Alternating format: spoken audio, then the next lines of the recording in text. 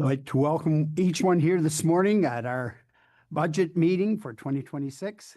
I'd like to begin by acknowledging the land which we gather is traditional territory of the Nishnawbe, Ottawa, and Mississauga peoples. Number two, confirmation of the agenda that the Council of Township of North Huron hereby approves the agenda for December 12th, 2025 budget meeting as presented. May I have mover? Councillor Palmer, Councillor Whitfield. All in favor? Carried. Disclosure of pecuniary interest in the general nature thereof. Seeing none. This time, I'd just like to thank the staff for helping to put this budget together, as a lot of time was spent. My neck was going back and forth with trying to keep up to our treasurer Fletcher, and I tell you, I just appreciate all the work that she put into this, along with staff, and it's very, very much appreciated. And at this time, I'm going to turn the budget over to Anita at this time.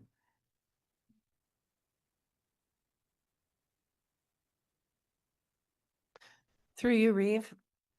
Are you good? Okay.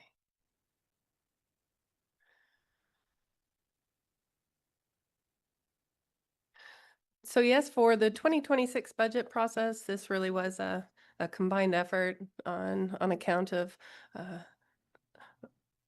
Reeve Heffer, as well as all of SMT, as well as staff within the organization. It truly was a combined effort. So I wanna thank everybody for all of the time and energy that they spent putting this together.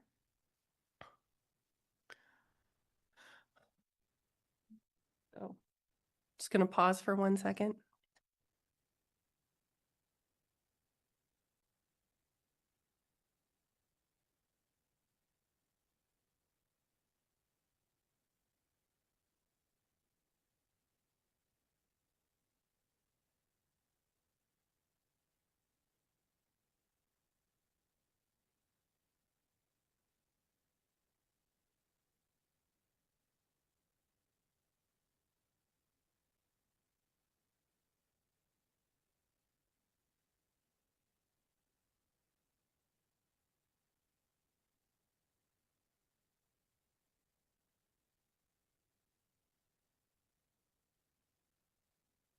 Sorry, just so you're aware, we're waiting for the slide deck to be updated. So as soon as that gets up, we'll continue.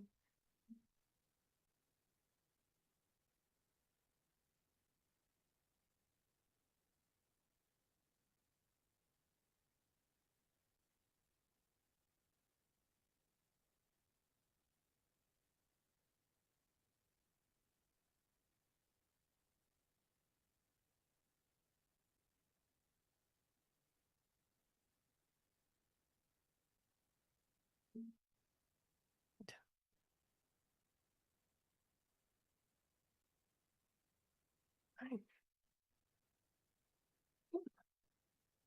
So for the 2026 Reeves budget, we're going to go through some of the first slides about some of the legislative changes that are impacting the way the budget is prepared for 2026. And I'm going to hand that over to Director Lamb to discuss those.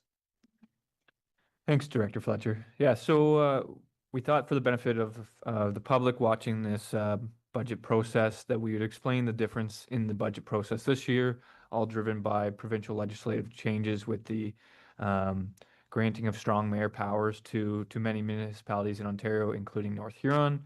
So the first slide up there is really what I would say the basis for budget preparation pre-strong mayor powers. This is the strong provision related to lower tier municipalities who budget on an annual budgeting process. There are some additional provisions related to multi-year budgeting, but this is the crux of it. But basically, the gist of it was municipalities are required to prepare and adopt a budget, including estimates of all sums required during that fiscal year.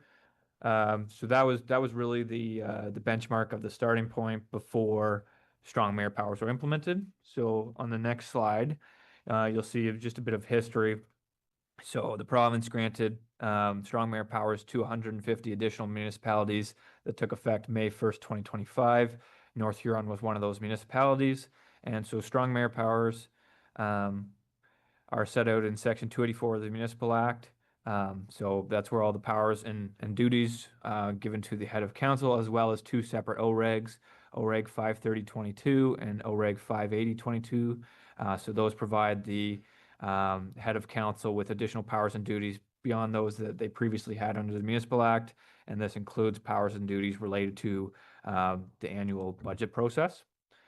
So on the next side, you'll see the new powers and duties specifically related to the budget. So specifically, this is set out in Section 284-16 of the Municipal Act and OREG 53022. And basically, what it imposes a duty is the head of council is now required to propose a budget to council prior to February 1st of each year. To assist in the process, so the head of council isn't necessarily obligated to prepare this budget in isolation of staff or anyone else. So they can provide direction to staff to work on that budget through a mayor's direction to staff. So council is aware, obviously, but for the public, so Reeve Heffer provided a mayor's direction to staff in September, which gave North Huron staff the parameters as a starting point for the proposed Reeves 2026 budget.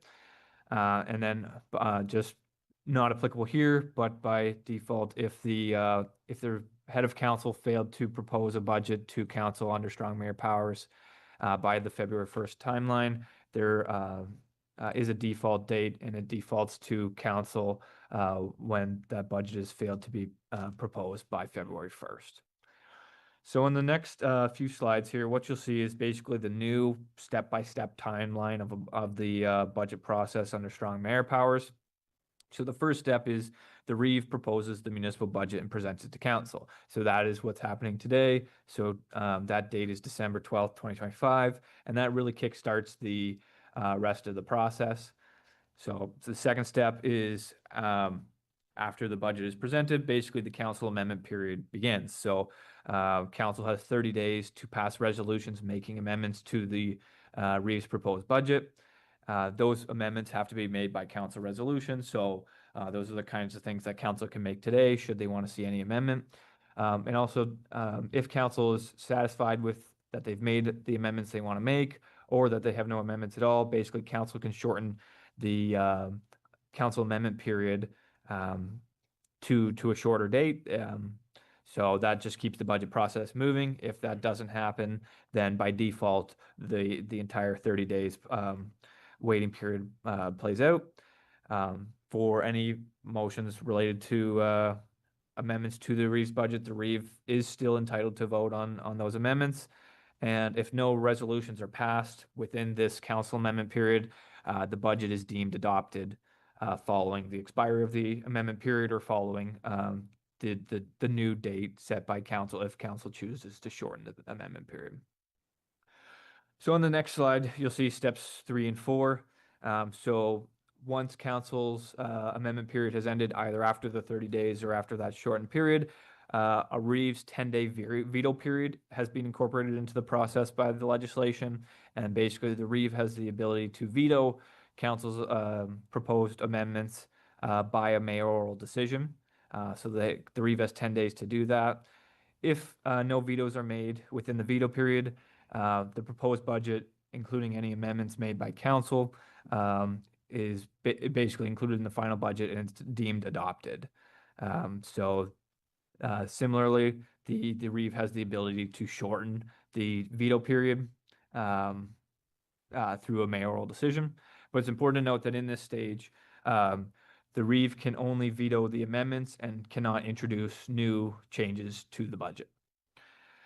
So fourth step, if the Reeve was to veto any amendments, there's the council override period. So it's another 15-day period where council can meet and through resolution of council, basically override the Reeves vetoes.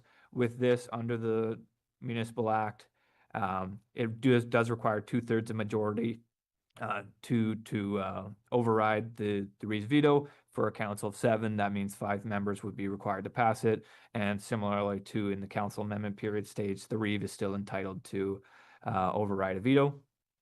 And Similarly to the previous step, it's important to note that during this period, council can only override the vetoes, and new or changing aspects of the budget can't be introduced. So on the next slide is the final stage in the process, which is the adoption of the budget. So once these steps have played out, being the presentation of the budget, the council amendment period, the Reeves veto period, and the override process, the budget is deemed to have been adopted. So at a maximum, this ends up taking 55 days. But of course, as I've mentioned throughout, this could be much shorter if the council amendment period is shorted, if the Reeves veto period is shortened, etc. But the one important thing to note for the benefit of the public is in previous years, the budget would come back for adoption by bylaw. Under this new process, it's there's no bylaw that's required to be adopted. It's basically adopted once it makes its way through the process. However, logistically, I think staff would bring it back on a regular council meeting just for information purposes, so the public can see it.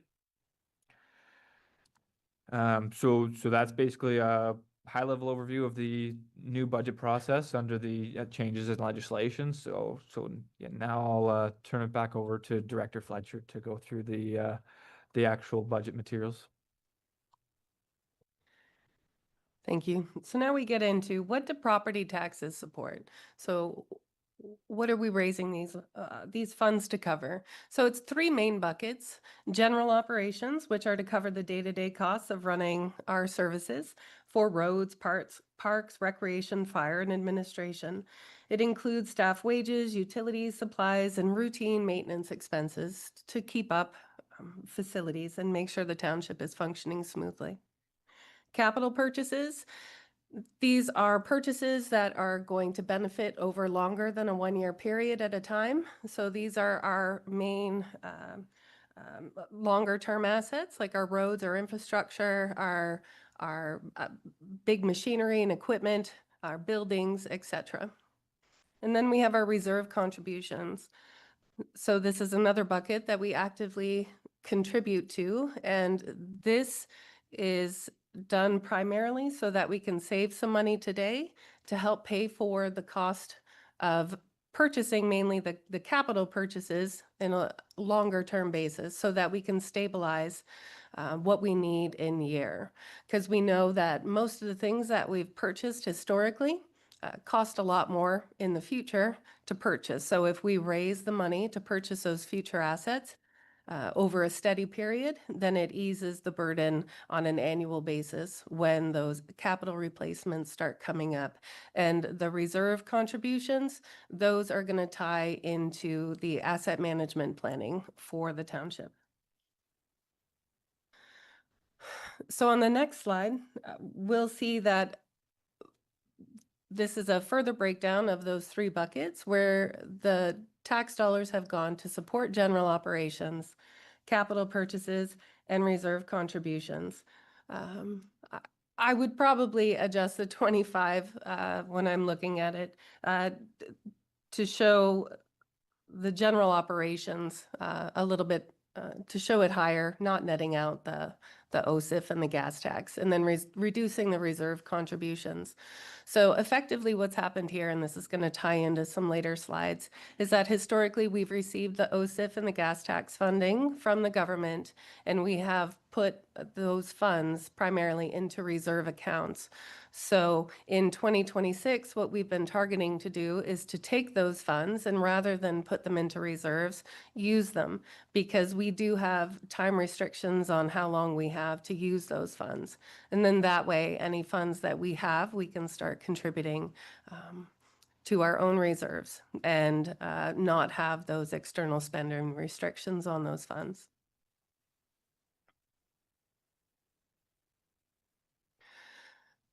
So the next few slides break it down a little bit farther by each of those three buckets. So in general operations, we summarized it by looking at some of the external sources of revenue. So where are we seeing main increases and decreases across the board? We have an increase in some of the government transfers from other municipalities. Partly that the one increase there is showing the difference in some of the budgeted support from Morris Turnberry for some of the recreation programs. We are seeing an increase in our OMPF funding, which was a nice increase for 2026. That funding is meant to target supporting only operating, so that helps to offset some of the operating increases that we are seeing across the board. The penalties and interest on taxes, just a small increase there to align closer to actuals in terms of what we're seeing in the budget. Investment income down, again, that one is going to be a bit more of an estimate based on where our bank balances are at and what we are expecting the external interest rates to be returning on those funds.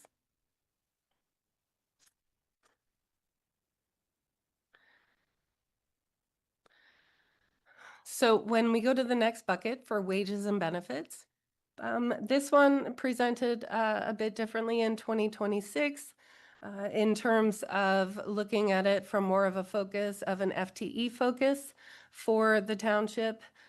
This would translate into how many employees do we have hired?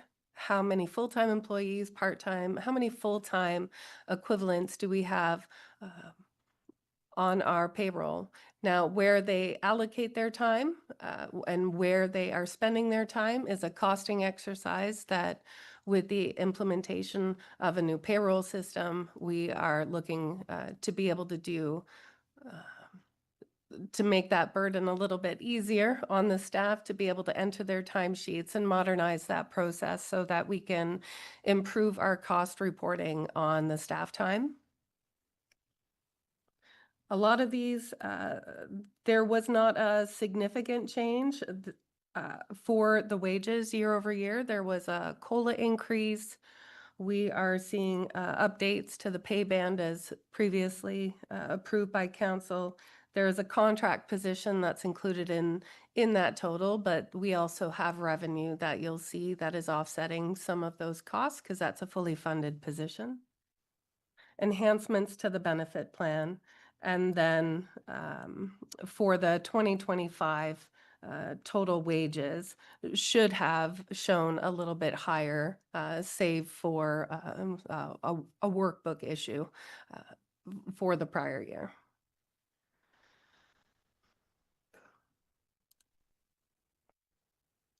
So the next slide just shows a bit of a breakdown for the wages and benefits in general operations. A good thing to note on this one is social and family service wages. Most of those, those are for a lot of the childcare programs. All those wages are fully funded through county funding with the daycare programs. So there is no levy support being provided for any of those costs. For general operations, the operating expenses, this is where some of discussion can be had. The contracted services, this has gone down because we are looking to reduce our external services by being able to provide some of that in-house with the purchase of some of the equipment that is being looked at, like catch basin cleaning added on to a sweeper truck that we can now do in-house versus hiring third parties to do those services. The interest on the long-term debt and the long-term debt principal payments, we have one set of payments left at the beginning of 2026, and then all the long-term debt will be off the books for the township. They will be debt-free, which is nice. You do have a borrowing limit that is established on an annual basis. So there is a significant potential for the township to access funds if needed to support any large capital purchases that might come rather than pulling from reserves. That could be a strategy, and it is a funding option that is available to the township. Materials, we're seeing some increases in materials Election expenses, we have been offsetting some of that by transfers from the operating reserves. We have increased repair and maintenance estimates on some of the aging infrastructure as we've gone through the current year and seen some of the items that have been breaking down and aligned with the expectation for the building condition assessments and work that is going to be done in 2026 to try to bring some of those assets up to a more maintained and sustainable level. Rents and financial expenses, small increase there, mainly to cover the conservation area support and a land lease that we have. Insurance is an annual increase that we're going to have likely year over year. Utilities, we have dropped that one more to align with historical trends, also acknowledging some of the capital investment that is being made currently to some of the HVAC systems and infrastructure that is going to enable some energy efficiencies and hopefully reduce some more of those utility costs. Professional services, these have gone up as there's an increase for 2026, mainly due to allowing some provisions for some upcoming potential legal topics. Waste management, that one is primarily gone down because we don't have to pay for recycling anymore with the producer responsibility. So that was a nice savings on that line. Technology, we've got, we have a little bit of an increase there, but that's also going to be offset by some of the reserve funding. So the concept there was raising $20,000 a year, put it in reserves, and then at the end of a period, we take out 80 and buy a new server rather than incur those costs annually. So that is, it is playing out nicely as we would. That is the intention of the reserve funding.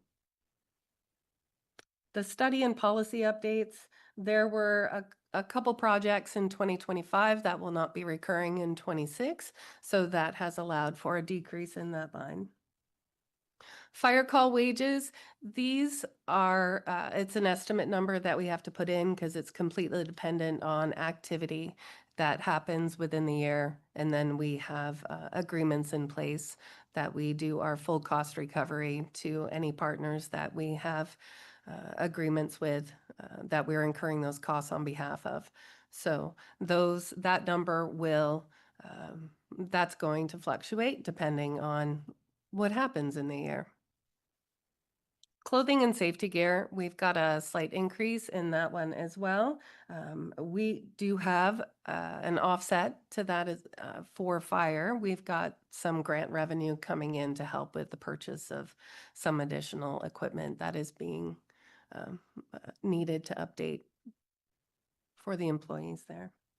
And the OPP support, it said assume 11% increase. We've since received confirmation it is an 11% increase, so that is what the increase is going to be for the OPP services. The next slide is showing a distribution by function of the overall operating expenses.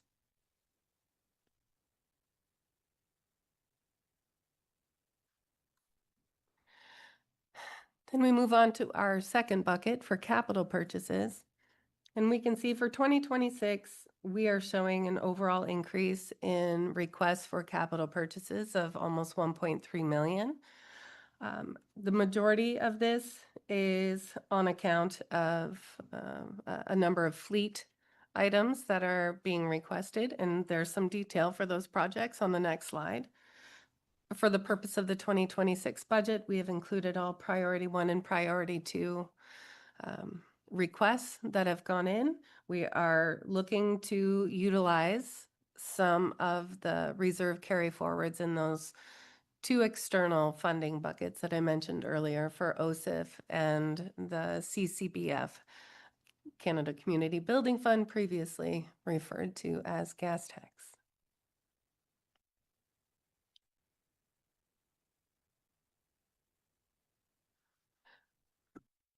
So this slide is speaking to that change in terms of funding. What is happening? What is different?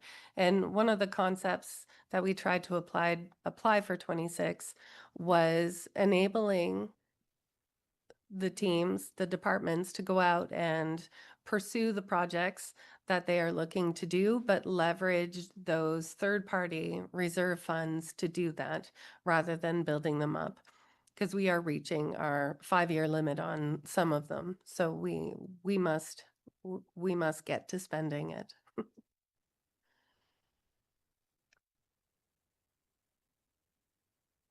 So capital purchases by area. We tried to allocate these out in terms of where some of the infrastructure is located and which items are going to be serving the purpose of all of the regions. So we have our under the building capacity, we have a building condition assessment and a couple studies there that we're looking to fund through our gas tax or the CCBF reserves for those, and some fleet equipment that is beneficial to all regions as well. Capital purchases by project. By function. So we've got a number of repairs that need to happen at our arenas and facilities. We have some of that is being covered by the grant funding that we're able to obtain, which is great because it is going to reduce the burden on the township to provide those funds.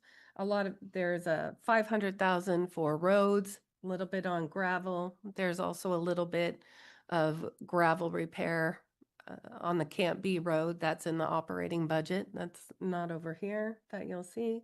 Recreation facilities, couple big projects there to highlight. Chillers at the arenas. Those we are able to target some of our previous CCBF funding to cover.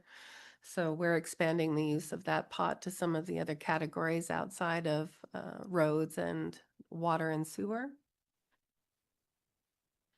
And fleet is the big ticket items.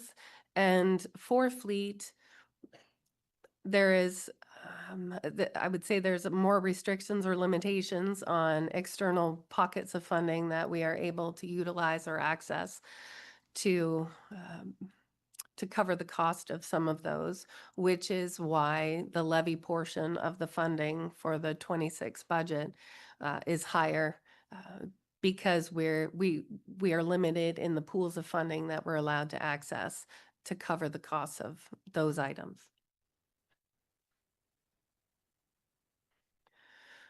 So some of the capital purchases not included in the current year, or we refer to those as the P3 projects.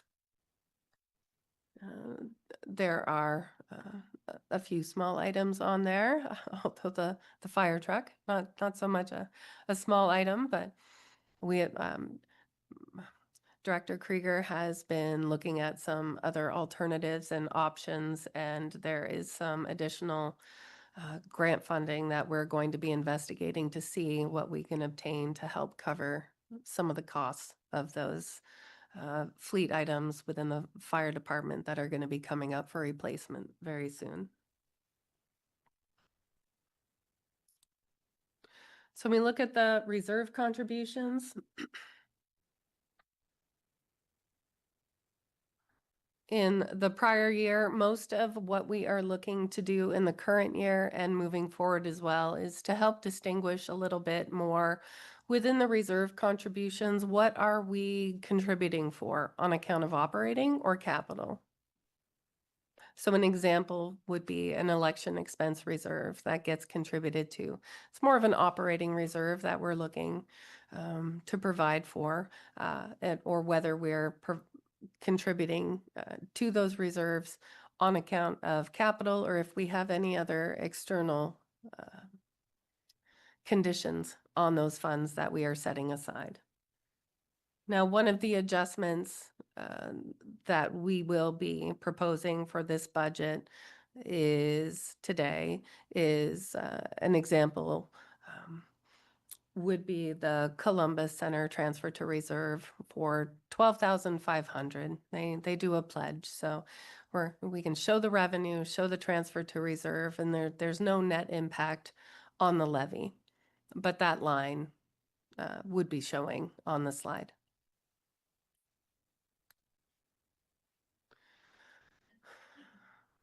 So that is all the slides for now. Thank you. Thank you very much, Director. At this time now, we're going to go to members for questions for our Director at this time. Any questions? And just raise your hand, I'll take you. And I know it's a well put together summary there, and but I'm sure there might be the odd question that you may have, and we'll just honor them at this time. Go ahead, Councillor Wright, please. Yeah, so I have a few questions. Should I just go through them all? I guess my Perfect. first question is, if I recall correctly, Director, from the Reeve was to provide a budget that was going to be below 7.5%. We ended up at 3.9. So just wondering why, I mean, I don't mind the 3.9 number, but just wondering why we didn't decide to put more into reserves. It is worth noting one of our highest sources of income is income from reserves, right? So just wondering why we ended up with that gap, right, between basically 7.5% and 4%, and why we basically ended up at 3.9% is the right number of the levy increase. Okay, Councillor Wright, I'll have our clerk to.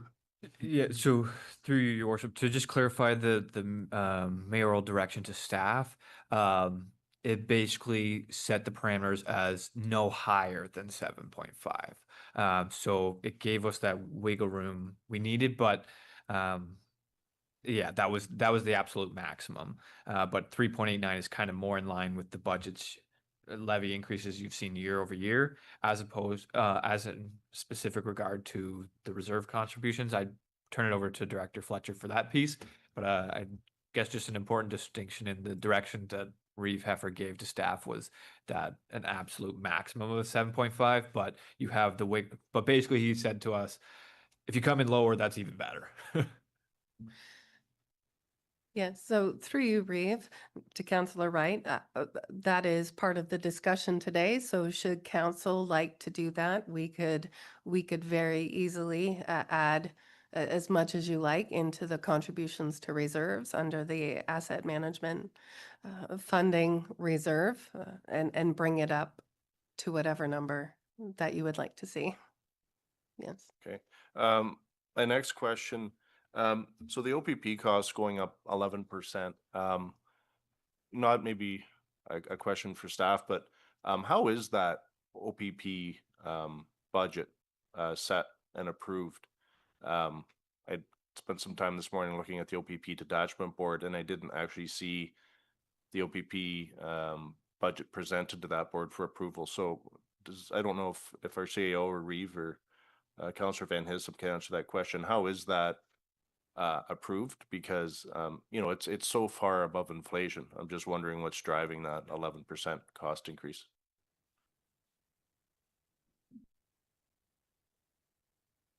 Okay, thank you for the question. And through you, Reeve, to members of council, that budget is largely set by the ministry itself. It is allocated based on the number of properties that the township has. So we're assessed based on a per property.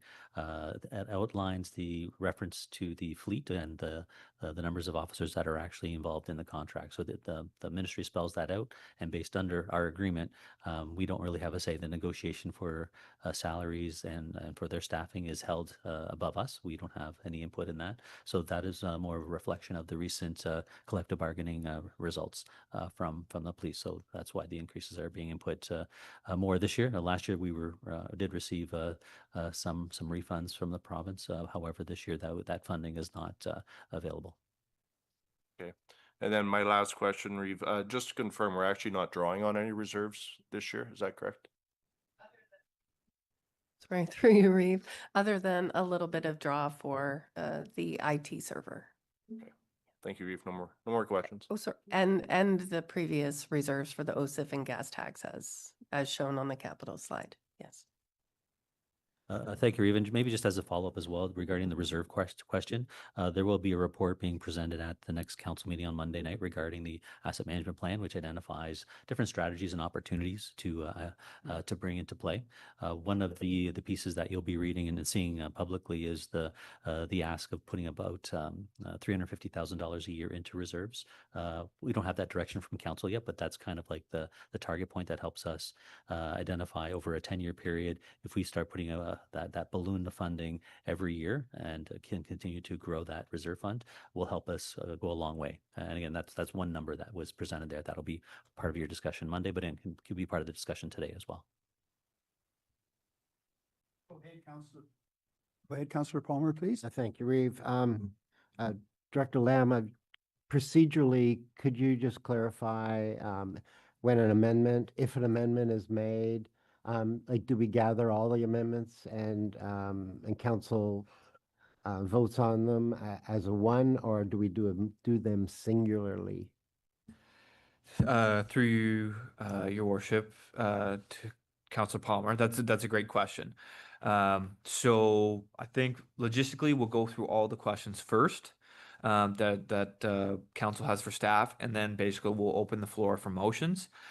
We will go through, put each motion for an amendment on the floor individually. So the way the act is structured, in order for the next step of the process, the Reeves veto period, the legislation basically says that the head of council can veto any resolution. So it doesn't say parts of a resolution. So I think we want to get each amendment individually so that it's clear that if the Reeve wanted to exercise those powers and veto something, he's not vetoing everything.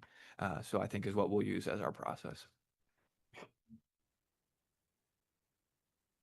Any other questions from any members at all? Go ahead, Deputy Reeve, please. Thank you. Through you, Reeve.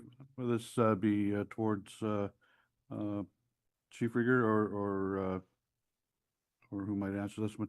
And the capital purchase by projects under on page 18, I believe of that last slide.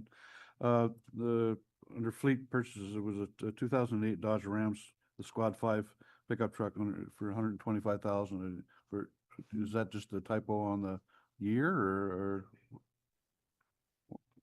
what does that pertain to? That's a lot for 2008. Yeah. Sorry. Through you, Reeve. Yeah, I would say that's a typo in there. We want to replace the 2008 Oh, Dodge Ram. okay.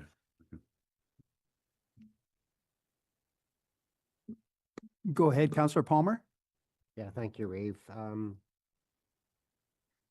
Just wondering about the cemetery mini excavator. Do you not have a backhoe now, or what is the piece of equipment used for? What is the piece of equipment used for graves now? Through you, Reeve, to Councillor Palmer. We have historically been renting a mini excavator from a local company because the backhoe's footprint is probably 8 feet wide. It's quite heavy. We rent like a little 5-ton rubber tracked unit that fits down in between the rows. So it's a lot easier to maneuver inside of the footprint of the cemetery. So they can actually go down between the gravestones, turn, do their dig without any rutting or knocking headstones over, that type of thing. We do have a backhoe.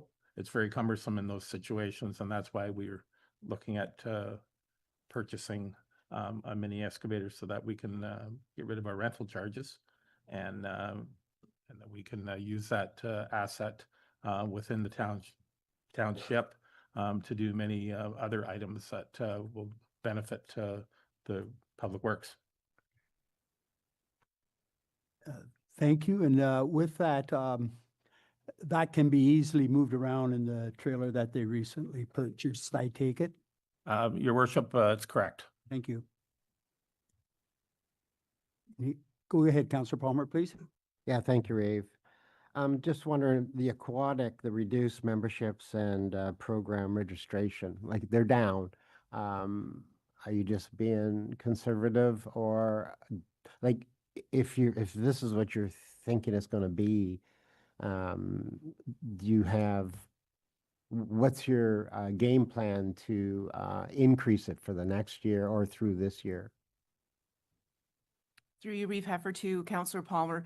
The budgeted amounts last year were based on previous numbers, and at that time, we didn't have, as you know, we've talked about a couple of times, our registration software was unreliable, and so we were basing numbers on unreliable information. Now we have a little bit better of a handle. And so we have seen a little bit of a reduction, and we heard that from the community that there was some upset with the significant increase in fees that kind of moved people away from the township. But I believe, working with staff, that we are on a really good path forward in terms of bringing people in and welcoming them back into the facility with some of our new rates that council approved through fees and charges, such as the comprehensive membership. We're also doing a lot of outreach a little bit differently and through different tactics, and the staff here are putting that on their agenda moving forward. Okay, good questions coming forward. Are there any other questions from any members? Councillor Whitfield, and then I'll go to Councillor Palmer. Yeah, just looking at these capital purchases that are not included, would it not be better to maybe put a few extra dollars away now, as they're talking now for future? Go ahead. Through you, Reeve, to Councillor Whitfield, we do have the ability to increase our current year transfer to reserves and keep it under the 7, and that would be at the discretion of council should they choose to increase that contribution in the current year. We are also looking to continue to investigate third-party funding sources and grants that may be able to be used for some of those as well when the 24 and 25 books are closed. If there is any in-year surplus, that we would also be able to contribute to reserves from those as well. Thank you. Thank you. Councillor Palmer, please. Yeah, thank you, Reeve. This is a small item, but it's like 14,000. It's for gravel at the Blythe campground. Do we not have a source of gravel in our township? Through you, Reeve Heffer, and to Councillor Palmer, we do have a little bit of gravel left at the end of every year in the pit that we would probably use towards this. I would assume that the costing for the gravel to go there would be in the actual application of it, bringing it out, applying it, the trucking. Yeah, because it is a North Huron asset, which can be disposed of anywhere in North Huron. Thank you. Any other questions at this time? Well, again, I just want to thank staff for preparing this, and it makes it a lot easier. The questions coming forward, very good questions. So at this time, I'll turn it over to Clerk Lamb. So if you're through your question period, so Director Fletcher did note earlier a couple of changes that would have no net levy change. So maybe Director Fletcher, if you want to walk council through that, and then if council's supportive of those changes, we would have a draft motion for council to potentially amend the proposed 2026 budget. Certainly, through you, Reeve. So some of the small adjustments in terms of from specific GL account to GL account, as well as a couple comments. An example would be the Wingham, the Columbus Center reserve transfer. Moving a couple little things around, it would be no net impact on the levy, but it would increase the revenue line by $22,500 offset by an increase in the expense line by 10 and the transfer to reserve line by 12.5. So that would be the net shift. So if council is supportive of that change, a potential motion would be that in accordance with section 284.16 subsection 3 of the Municipal Act and section 7 subsection 3 of Ontario Regulation 530.22, the Council of the Township of North Huron hereby amends the proposed 2026 Reeves budget to increase revenues from external parties by 22,500, increase the operating expenses by 10,000, and increase the transfers to reserves by 12,500, resulting in a no net levy change to the proposed budget.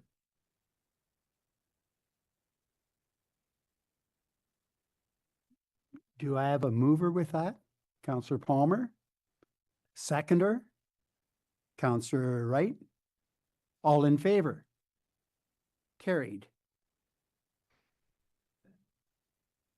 So, Excuse me, questions? Go ahead, please.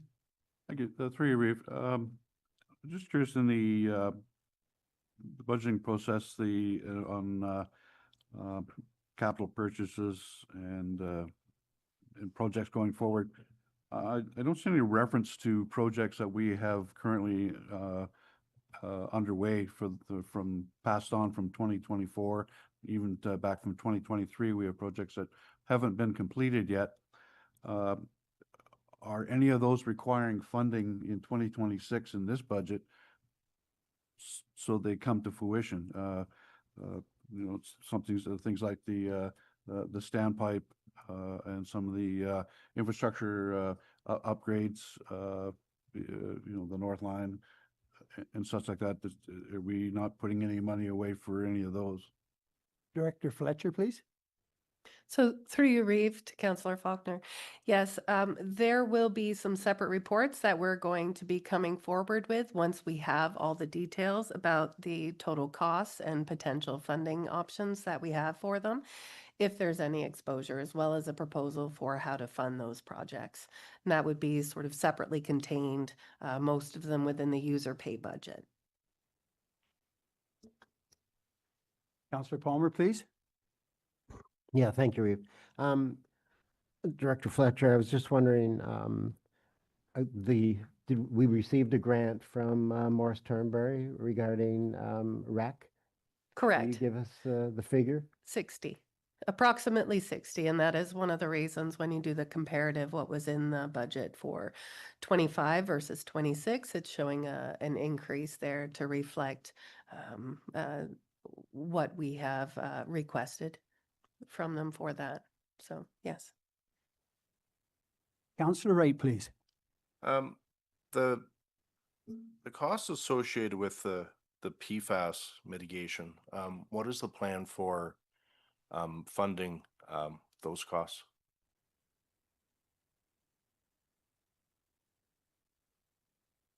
I think you certainly, as a part of the report, council's direction previously was to put those costs towards the actual system. So it'd be a user pay.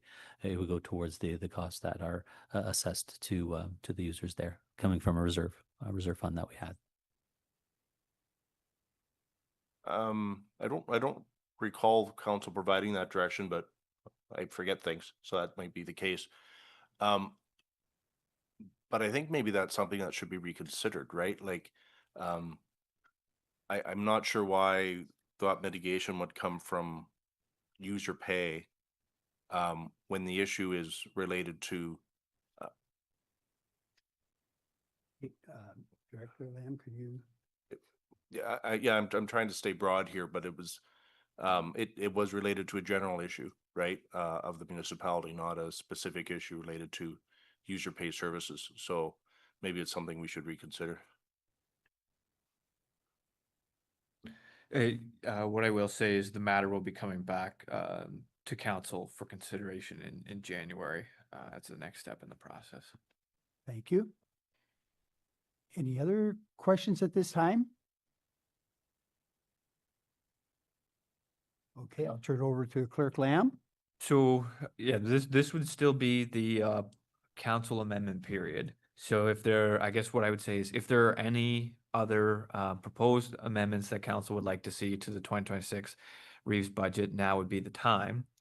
If council is satisfied with the one amendment you've proposed already, and that's it, then there's not really anything left for staff to bring back to council that would warrant another meeting.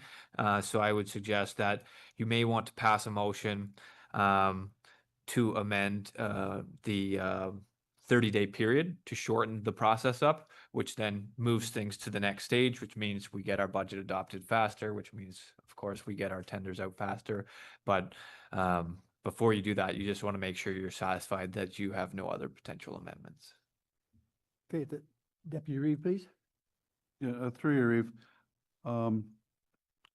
With the regular council meeting coming up on Monday, and the strategic plan is on that meeting. That's what the engineer, that's what the Asset management. Sure.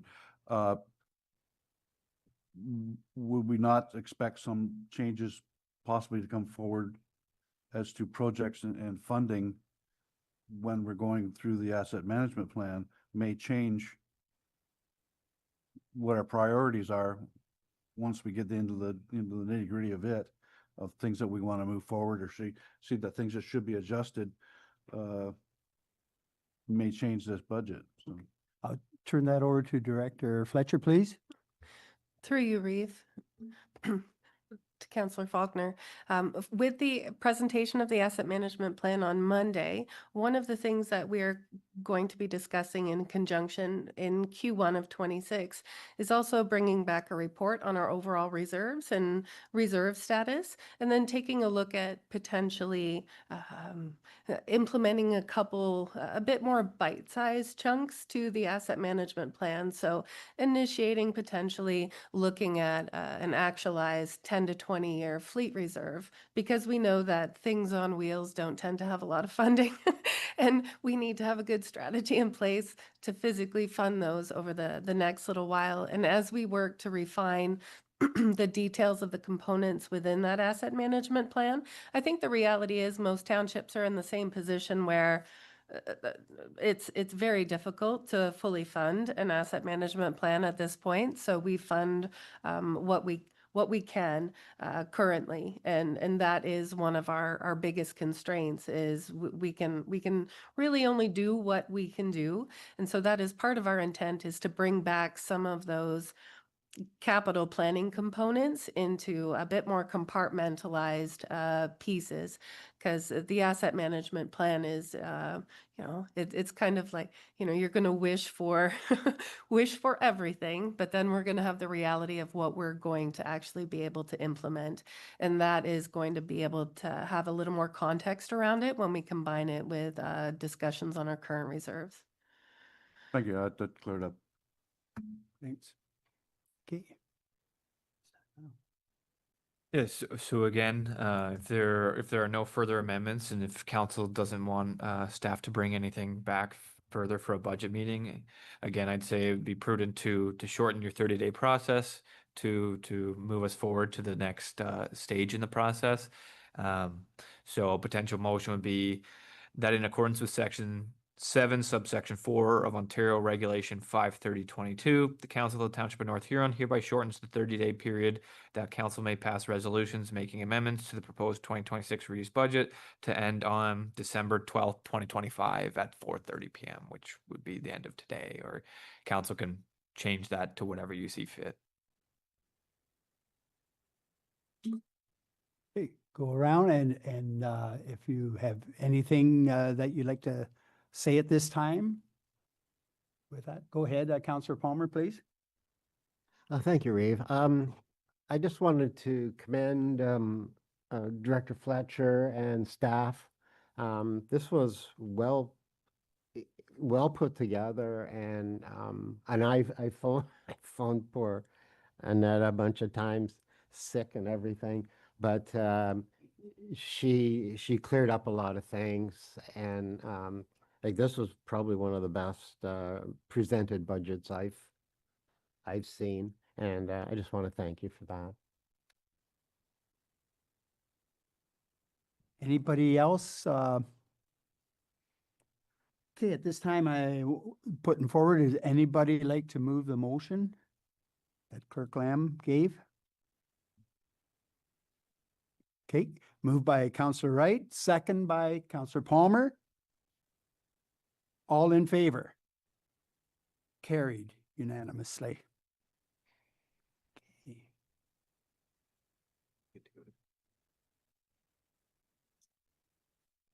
This time we're going to move on to 5.1, bylaw number 88, 2025 conformatory bylaw. That the bylaw number 88, 2025 being a bylaw to adopt, confirm, and ratify matters dealt with by the Council of the Township of North Huron, the December 12th, 2025 meeting be introduced, read a first, second, and third, and final time, being signed by the Reeve and clerk and be engrossed in the bylaw book. May I have a mover? Deputy Reeve and Councillor McBurney. All in favor? Carried. Adjournment. Number 6, that the Council of the Township of North Huron agree that there being no further business before council, the December 12th, 2025 budget meeting be hereby adjourned at 9:56. May I have a mover? Councillor Van Hitterson, seconder. Councillor Whitfield, all in favor? Carried. Thank you very much. And again, thank you to